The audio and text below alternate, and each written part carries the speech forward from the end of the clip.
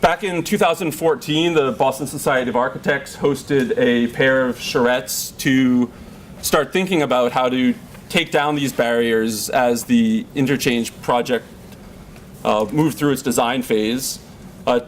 Two different design teams that were led by Alan and Kishore, who we're glad to have joining us tonight, came up with two different ideas, but you can see what they share in common is creating significant new parkland along the river and then drastically improving the connections between that parkland and the neighborhoods around it.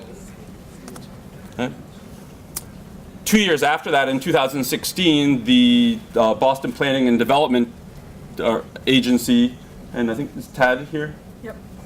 With Tad, led by Tad Reed and his team, followed up on those ideas and proposed moving Soldiers Field Road away from the river, and creating some new parkland, and then creating an at-grade connection from the new district over Soldiers Field Road, which would be put into an underpass and then directly into that new parkland.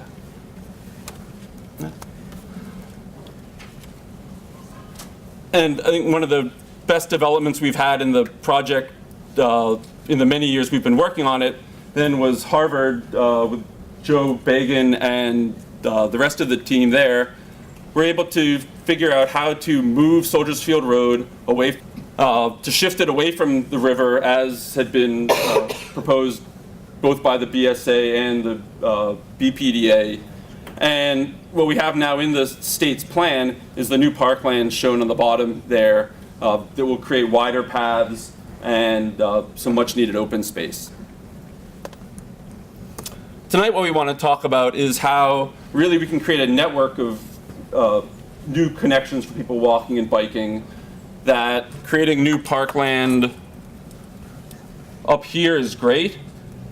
By itself, though, it's not enough. This needs to be connected for, certainly for residents in Allston, for folks living in Brookline, for our neighbors in Cambridge and Watertown, and really think about the regional connections from all those neighborhoods and then into downtown Boston and the Back Bay Esplanade. And all of these are possible as part of the reconstruction of the highway.